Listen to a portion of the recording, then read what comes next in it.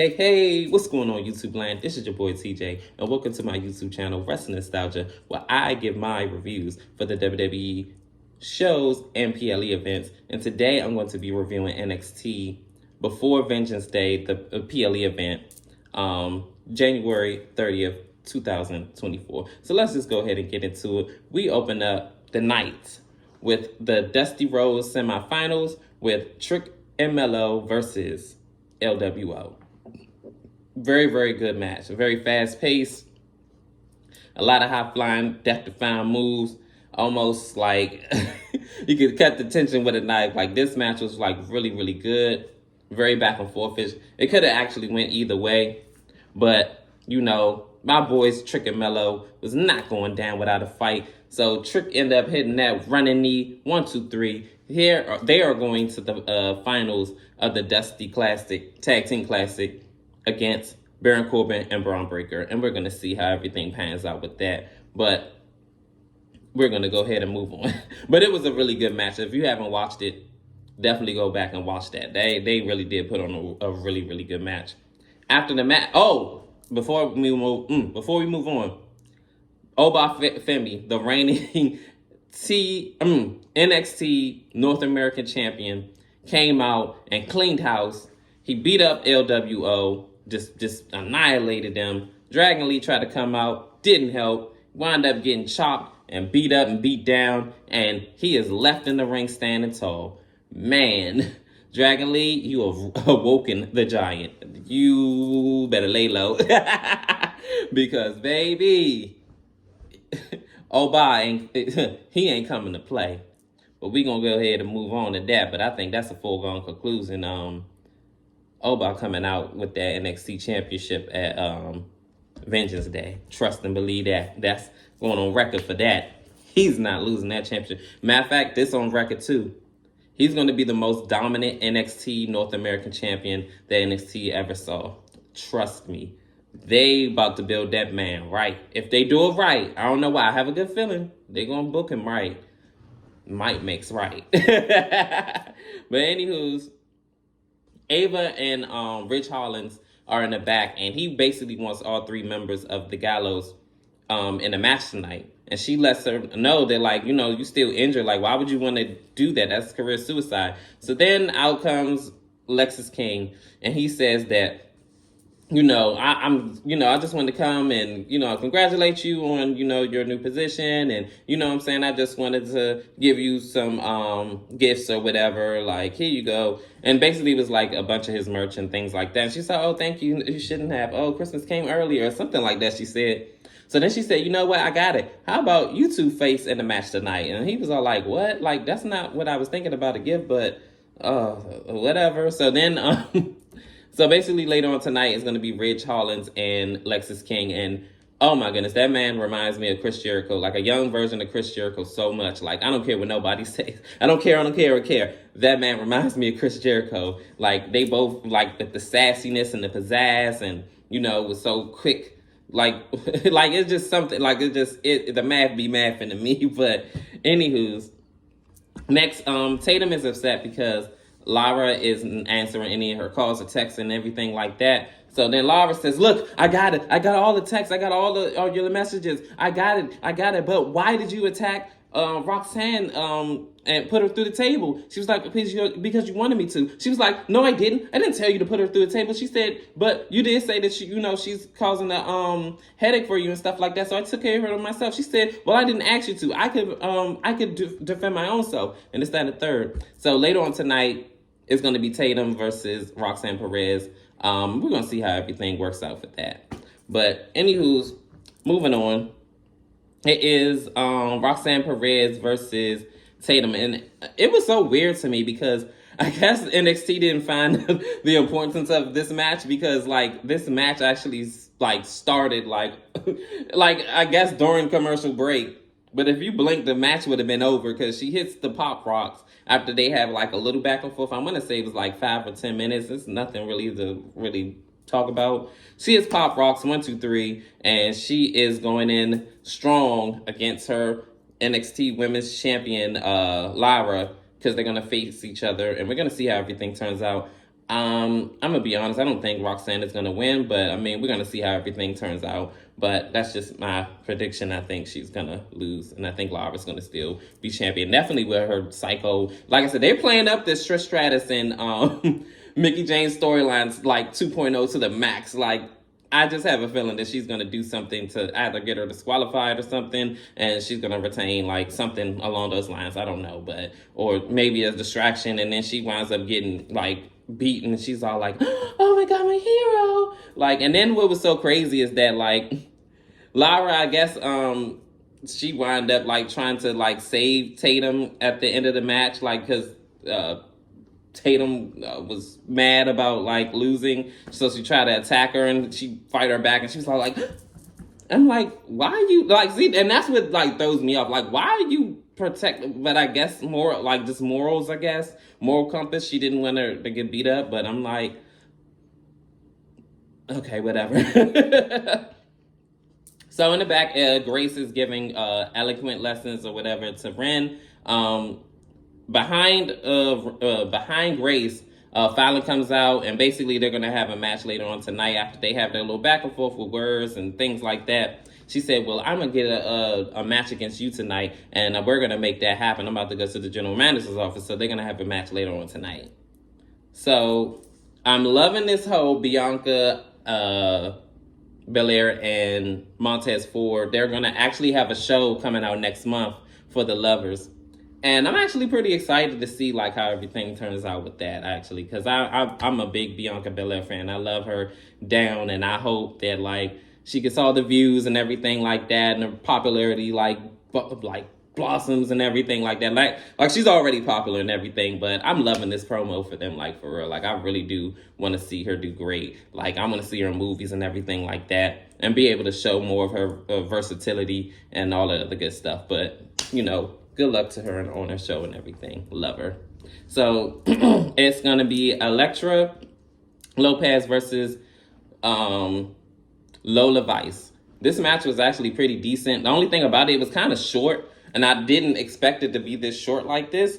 But it's like if you blink, like like they had a like nice little back and forth. Like it, you know, they spilled out in the ring, was fighting back in the ring and everything like that. But you know, your girl Lola wasn't going down without a fight. She winds up doing the spin kick. They was like doing like a exchange of hoes and counters and everything, and then all of a sudden, bam! She just hit her with that spin kick. 1, 2, 3. Yep, that was the winner. Still holding the contract that she won, because she won the Iron Woman last month, and we're gonna see like what's gonna unfold with that. Like when she's gonna actually cash in. It's basically like the equivalent to the Money in the Bank match. But yeah, we're gonna go ahead and move on to the next one. So Dijak and oh my goodness, Dijak and Joe, they wind up like going back and forth, and he was all like, "What are you doing here? I thought you would still be taking out splinters out your behind after I speared you through the table." So then he was like, "Yeah, I finished doing that," and this, that, and the third. So then, like, make a long story short, they wound up fighting in the background, backstage, and they was just going at it, like, brawling, like, back and forth. And I was just like, wow, this man is really playing up this Mick Foley 2.0 character, and it's working for him. That man is a weirdo. If he is like that in real life, I'm trying to tell you, I'd be scared to even be around that man. But anywho, we're moving on. It is Ridge Holland versus Lexis King. They actually had a really great back and forth match. Like I said, that man reminds me of Chris Jericho. I'm going to keep saying it. And they had a really good back and forth match. Towards the end of the match, his rivals came out, aka the Gallows, and they wound up distracting him in the match, like on the outside. So he was fighting them off or whatever. So he back in the ring. Lexis King wound up getting him caught in the ropes, and then he hit his the correlation move. I don't know why. I just don't really like that move like that, because it just doesn't look very impactful. It kind of looks like that Randy Orton's old finisher he had, where like the dude was like in between his calves or whatever, and then he just did that, and it just didn't look very impactful. It just looked like it twists the wrong way, your neck just like it just. I don't know. I just don't like that move. And basically, he won with that move, the correlation. After the match, Dijak. I said Dijak. Oh my goodness. Rich Hollins wound up getting beat up after the match and wound up getting his leg. I don't know if it got re-injured or not, but basically, the Gallows wound up hitting the steel chair on his leg. So hopefully, he's okay. So I don't know if it's storyline wise or not, but hopefully everything is okay with him. But moving on, Chase U has their segment out, where they're backstage and they're sad about having to make the official announcement that they're going to close down Chase U. The next segment is Trick Williams and Carmelo Hayes. Carmelo Hayes is like, yeah, we about to win the whole thing. We're going to win the Dusty Classic. You're going to win the NXT Championship. Don't let dragging off getting your head. You're going to be the champion. You got this. That man is like trying to play mind games. I'm trying to tell you that man is he's no good. So basically he running game with Trick and letting him know that, yeah, you got this, man. Like, you don't let that man get in your head. And Trick like, nah, what I'm saying, my eyes on the prize, I'm winning both and everything like that. So, and he's going to become the new NXT champion as well. So basically, long story short, with Chase U, they came out, they expressed their grievances about having to close down Chase U forever and all this other stuff. Like, it touched a lot of lives. They even ran through like a montage, like on the big screen, about like all the great moments that they had and everything like that. JCJ wound up coming out saving Chase U and said that they're gonna have a calendar out and raise funds, and that Chase U is back open and everything like that. So I'm gonna see how everything pans out with that, because the ladies of Chase U wound up, I guess, doing a photo shoot for the calendar, so they're gonna raise money and Chase U is back open. Yay! So then next, Casey Casey J is getting all the praises and like all the thank yous, and he is saying, oh, thank you, thank you, like I'm not gonna stop saying it. I'm not gonna stop saying thank you, like, oh my goodness, thank you, or whatever. So she was like, oh, I'm not gonna get tired of hearing it. So then out comes Lexus King, and he was all like, oh yeah, I can't wait until I get an autograph of the calendar with you guys. And she was like, ew, gross, nobody wants you or whatever. So then that's when Josh Osborne wound up coming out to their defense, and he was all like, yeah, these girls are none of your concern, like, leave them alone. And he was all like, oh, what are you, their mom or their dad? He didn't say that, but basically that's what it was given. And he was like, their business is my business. And he said, that's why nobody likes you. So then Thea, with her little love-struck self, like, no, I like you. No, you meant what you said. Tell me, acting all bashful and stuff, girl. You want that's your man. Your man. my man. That is your man. So go ahead and stand by your man, girl. So then we move on to the next, actually a match. It is Fallon versus Grace. So this actually was a pretty decent little back and forth match. I remember at one point in time, in the beginning of the match, she all like, kiss my hand. She was like, no, and then she wound up putting her in a submission hold for a minute. And like, the match was like pretty back and forth. Ended up, it was Jericho and Lash Legend wound up coming in for the distraction. Jericho wound up coming around to the other side arguing with Ren. And then while that going on, Lash Legend just came out and just, bam! She wound up doing that punt kick and knocking Fallon out. And she throws in the ring, and she wound up Grace getting the 1, 2, 3, and that was it. Like, I was like, wow. Whew. That was almost like a test-like punt kick. I was like, whoo! I would have knocked out some teeth. She would have hit the wrong.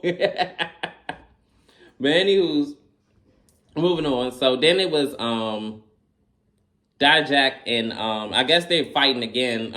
Continuing fighting on the top of something. So Dijak is just choking him out and just beating him up and all that other good stuff. So he winds up, they brawling, and he wind up throwing him in the big garbage can.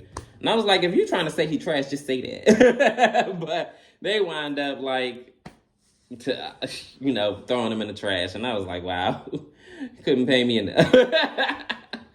So anyways, they do the, I guess the NXT Heritage Cup trophy defense. It was a pretty back and forth-ish match. Of course, the Metaphor team. Oh, I didn't even say the wrestlers' names. Von Wagner and Nomdar, I think I'm saying his name right. So basically, they had a pretty decent back and forth match, but that savvy Dar, I'm just calling him that for short. He winds up sending Vaughn into the ring post, rolling him up 1, 2, 3. He is still your NXT Heritage Cup trophy holder. So didn't even know you can defend trophies, but hey. So then we get to our main event of the night. Oh, before the main event, basically, Dijak and Joe are gonna have a no disqualification match at Vengeance Day. So we're gonna see how that formulates on Saturday, Saturday night. So the main event is Trick Williams versus, not versus, but basically a face-off in the ring with Dragunov, the reigning NXT champion. So Trick come out, go straight to business. They wind up having a little back and forth. He said, like, look, I'm calling you out on Dragunov. Just to go ahead and straight to business. I think you're a lot smarter than what you look. Think you're trying to run game on me, and it's not going to work. You're trying to turn me and my boy against each other. And then that's when Dragunov was all like, oh, ain't nobody trying to run game on you. The one trying to run game on you is the one that's in your ear, and that's why you feel the way that you feel. Like I said before, I got respect for you. And I feel like I brought out more of the best in you than Mello ever have. So then they wind up going back and forth. And then he was all like, look, I'm just letting you know that I ain't the same Trick that I have, that you had fought, those months ago. Like, I'm better, I'm faster, I'm stronger. And at NXT Judgment Day, Vengeance Day, I'm going to become the new NXT champion. And I really want to see that happen. So then he was all like the best man win. He said, yeah, you're going to make history, but you're going to be in the wrong part of history. So they wind up giving each other handshake, and then they ended up hugging. But Dragunov is the one that pulled him in and was like, give me a hug. And then it was just so weird because he was all like, so he all looking. So Trick all like, bro, like he all like. So then all of a sudden, Braun Breaker and Baron Corbin attacked him from the back. They wound up beating him down for a hot second. And then Mello came out for the save. Then they wind up shooing them out the ring. Was like, yeah, we ready. Yeah, you thought you was going to get us? Yeah. So then Trick, he taunting with him too. But then all of a sudden he turned his focus back on Dragunov. So then Dragunov and him facing off. And it's just giving this real tension. I'm ready for you. So, like I said, we're going to see, how everything formulates. I really want Trick to win. That man is a star. He needs to win that NXT championship. I think the story is going to be, okay, can he win it? Oh, my goodness, because we already know, that match is not going to be first. So, it's going to be last. So, hopefully, that'll be the opener of the night, I'm guessing, of NXT Vengeance Day. But anywho's, I feel like that was a really great way to end NXT. Definitely for the go-home show for Vengeance Day. We're going to see how everything formulates. Of course, I'm going to give my review for that. But like I said, I think it was a pretty decent show. I think it was a good show. Comment down below. Let me know how you felt about NXT before Vengeance Day. Comment down below. Like, share, subscribe, and all that other good stuff. And TJ, peace. I'm out.